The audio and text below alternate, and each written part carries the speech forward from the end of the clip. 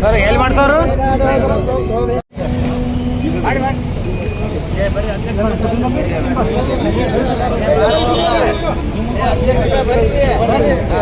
ಸಚಿನ ಸಚಿನ ಭಾರತ್ ಮಾತಾ ಕಿ ಜೈ, ಭಾರತ್ ಮಾತಾ ಕಿ ಜೈ, ಭಾರತ್ ಮಾತಾ ಕಿ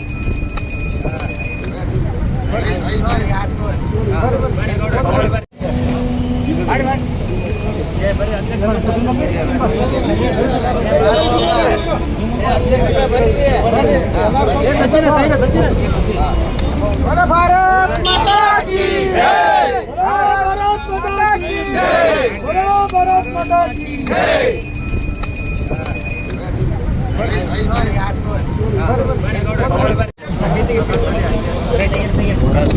बोलो भारत माता की जय, बोलो भारत माता की.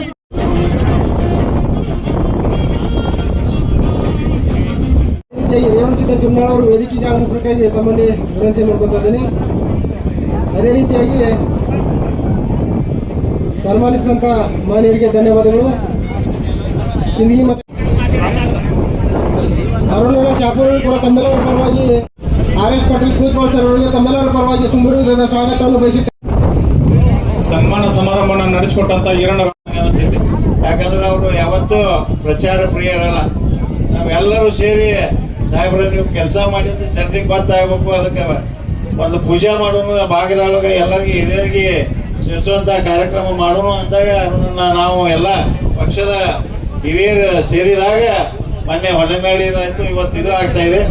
16 ಕೆಲಸ ಈ ಜಿಲ್ಲೆ ಒಳಗೆ ಆದರೂ ಅವರು ಎಂದು ಪ್ರಚಾರ ಪ್ರಿಯರಲ್ಲ ಅನ್ನುವಂತ ಮಾತನ್ನು ಸ್ಪಷ್ಟವಾಗಿ ಇವತ್ತು ನಾವು ಹೇಳಬೇಕಾಗ್ತದೆ. ನಾವು ಸಣ್ಣವರಿದ್ದಕ್ಕ ಕೇಳ್ತಿದ್ದೆವು, NH-31 ನ್ಯಾಷನಲ್ ಹೈವೇ ಬಿಟ್ಟರೆ ಈ ಜಿಲ್ಲೆ ಒಳಗೆ ನ್ಯಾಷನಲ್ ಹೈವೇಗಳು ಅನ್ನುವುದೇ ಅತಿ ಅಪರೂಪ ಆಗಿತ್ತು. ಅದ್ರ ಜೊತೆನೆ ಇವತ್ತು ನಾವು ನೋಡ್ತಾ ಇದ್ದೇವೆ ಓವರ್ ಬ್ರಿಡ್ಜ್ಗಳು. ಎಲ್ಲಿ ನೋಡಿದ್ರಲ್ಲಿ ಜನರಿಗೆ ತೊಂದರೆ ಆಗಬಾರ್ದು ಅನ್ನುವಂತ ಒಂದು ಉದ್ದೇಶ ಇಟ್ಟುಕೊಂಡು ಆ ಬ್ರಿಡ್ಜ್ಗಳನ್ನ ನಿರ್ಮಾಣ ಮಾಡುವ ಮುಖಾಂತರ ಈ ಜಿಲ್ಲೆಗೆ ಮೊನ್ನೆ ಇಲ್ಲಿ ಭಾಗದ ಕಾಲುವೆ ದುರಸ್ತಿಗೆ 100 ಕೋಟಿ ತರುವ ಮುಖಾಂತರ ಪ್ರತಿಯೊಂದು ಕೆಲಸಕ್ಕೆ ತಮ್ಮದೇ ಆದ ಶೈಲಿಯಲ್ಲಿ ಕಾಮಗಾರಿಗಳನ್ನು ಮಾಡ್ತಾ ಇರುವಂತ ನಮ್ಮ ಸಂಸದರು ನಮ್ಮ ಹೆಮ್ಮೆ ಅನ್ನುವಂತ ಮಾತನ್ನ ಇವತ್ತಿನ ದಿವಸ ನಾ ಹೇಳಬೇಕಾಗ್ತದೆ.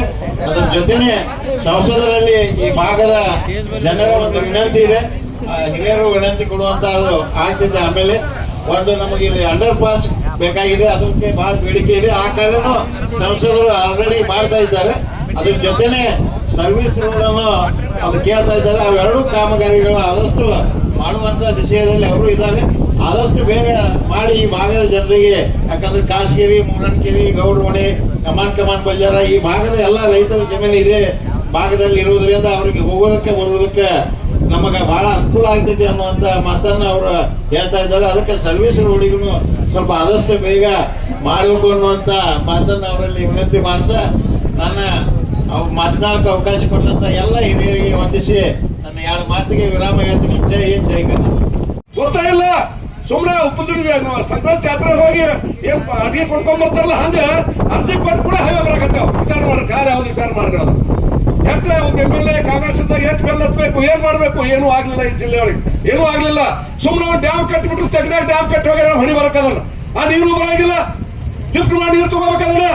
ಡ್ಯಾಮ್ ಕಟ್ಟು ಜಾಗನ ಅಲ್ಲ ಇದು, ಕಾಂಗ್ರೆಸ್ ಹಣಿ ಬರ ಇದು, ಬಿಜಾಪುರ ದೊಡ್ಡ ಶಾಪ ಇದು.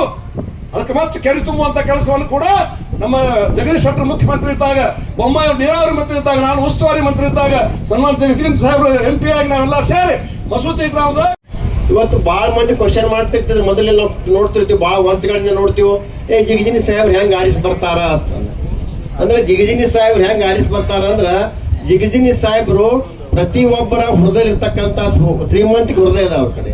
ಯಾಕಂದ್ರೆ ಇಷ್ಟು ದೊಡ್ಡ ಅಧಿಕಾರವನ್ನು ಪಡೆದುಕೊಂಡು 18 ಸಲ ಮಂತ್ರಿಗಳಾಗಿ ಇಷ್ಟು ವರ್ಷ ಪೂರ್ಣ ಪ್ರಮಾಣದ ರಾಜಕಾರಣ ಮಾಡಿದ್ರು ಕೂಡ ಒಬ್ಬ ಸಾಮಾನ್ಯ ಮನುಷ್ಯನಂತೆ ಸಾಮಾನ್ಯ ಜೋಡಿ ಸಾಮಾನ್ಯ ಬೆಳತಕ್ಕಂತ ವ್ಯಕ್ತಿ ಇರ್ತಕ್ಕಂಥ ಕಾರಣಕ್ಕಾಗಿನೇ ಇವತ್ತು ಜಗಜಿನಿ ಸಾಹೇಬ್ರನ್ನ ನಾವೆಲ್ಲರೂ ನಮ್ಮ ಮನೆಯ ಒಬ್ಬ ಹಿರಿಯ ಒಪ್ಕೊಂಡಂತ ಒಂದು ಕಾರಣದ ಅಂತಕ್ಕಂಥದ್ದು.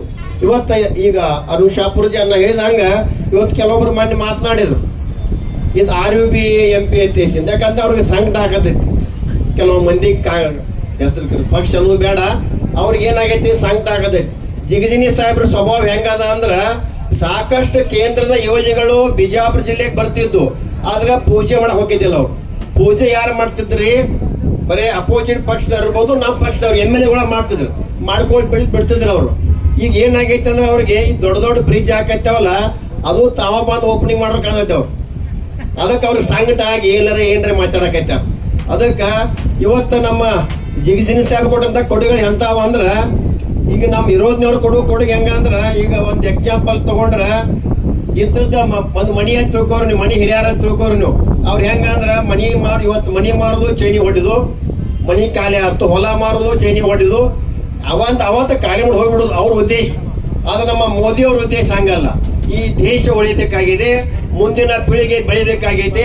ಈ ಭಾರತ ದೇಶದ ಜಗತ್ತಿನಲ್ಲಿ ಗುರು ಆಗ್ಬೇಕಿರ್ತಕ್ಕಂಥ ಉದ್ದೇಶ ಇಟ್ಕೊಂಡೇನ ನಮ್ಮ ಮೋದಿ ಅವ್ರ ಹೋರಾಟದ ಕೊಡುಗೆ ಹೆಂಗದಾವಂದ್ರ, ಈ ಜಿಗಜಿನಿ ಸಾಹೇಬರ ಮೂಲಕ ಮಾಡ್ತಕ್ಕಂಥ ಯೋಜನೆ ಹೆಂಗದಾವಂದ್ರ, ಮುಂದಿನ ಮಕ್ಕಳು ಮುಂದಿನ ಯುಗಕ್ಕೆ ಕೊಟ್ಟಂತ ಕೊಡುಗೆಗಳನ್ನ ನಮ್ಮ ಜಿಗಜಿನಿ ಸಾಹೇಬ್ ಕೊಟ್ಟಿದ್ದಾರೆ.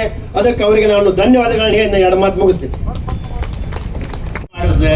ಆಮೇಲೆ ಮನಗುಳಿ ಹತ್ರ ಇದೇ ರೋಡಿಂದ ನಾ ಹೇಳಕತ್ತೀನಿ, ಮನಗುಳಿ ಹತ್ರ ಬಹಳ ಜನ ಅಲ್ಲಿ ನಮ್ಮ ರೈತರು ಬಂಡಿ ಮೇಲೆ ಹಾಯಿಸಿದ್ರಿ, ಕುರಿಗಳು ಸತ್ತವ್ರಿ, ನಮ್ಮ ಎತ್ತುಗಳು ಸತ್ತವ್ರಿ ಅಂತ ದಿನ ಒಂದೊಂದು ಅರ್ಜಿ ತಂದು ಕೊಡ್ತಿದ್ರು. ಆ ಬ್ರಿಡ್ಜ್ನು ಕೂಡ ಸುಮಾರು 30 ಕೋಟಿ ರೂಪಾಯಿ ಖರ್ಚು ಮಾಡಿ ಸರ್ಕಾರದಿಂದ ಅದನ್ನು ಬ್ರಿಡ್ಜ್ ಮಾಡಿಸ್ತಕ್ಕಂಥ ಪ್ರಯಾಸವನ್ನ ನಾನು ಮಾಡಿದ್ದೀನಿ. ಆದ್ರೆ ನಾನೇನು ಅಪ್ಪ ಅಂದ್ರೆ ಸದ್ದ ಗದ್ದಲವಿಲ್ಲದೆ ಕೆಲಸ ಮಾಡುವ ವ್ಯಕ್ತಿಗಳಲ್ಲಿ ನಾನೂ ಒಬ್ಬ.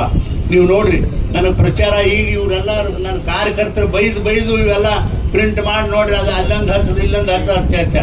ನಾನು 65 ವರ್ಷ ಎಲ್ಲಿ ಒಂದು ಫೋಟೋ ಹಚ್ಚಿಲ್ಲಪ್ಪ ನಿಮ್ಮ ಬಿಜಾಪುರದ. ನನಗೆ ಅದ್ರ ಅವಶ್ಯಕತೆ ಇಲ್ಲ. ಎದಕ್ಕೆ ಬೇಕದು ಹೇಳ್ರಿ ನೋಡೋಣ. ಫೋಟೋ ಹಚ್ಬೇಕಾ? ಎದಕ್ಕೆ ಬೇಕದು? ನನಗದು ಲೈಕೇ ಆಗೋದಿಲ್ಲ. ಯಾಕಂದ್ರೆ ಮಾಡೋ ಕೆಲಸ ಮಾಡಿದ್ರೆ ಆಯ್ತಪ್ಪ, ಫೋಟೋ ಹಚ್ಚಿದ್ರೆ ಅದು ಮಾಡ್ತಾರ ಅಥವಾ ನಮ್ಗೆ ಸರ್ಟಿಫಿಕೇಟ್ ಸಿಗ್ತದ? ಅದು ಏನು ಆಗೋದಿಲ್ಲ. ಅದಕ್ಕಾಗಿ ಮುಂದಿನ ದಿನಮಾನಗಳಲ್ಲೂ ಕೂಡ ಈ ಜಿಲ್ಲೆಯ ಏನೇ ಕೆಲಸ ಇರಲಿ, ನಾನು ಆ ಕೆಲಸಗಳನ್ನು ಅತ್ಯಂತ ಜವಾಬ್ದಾರಿಯಿಂದ ಕೆಲಸಗಳನ್ನು ಮಾಡ್ತಕ್ಕಂಥ ಪ್ರಯಾಸ ನಾನು ಮಾಡ್ತೀನಿ.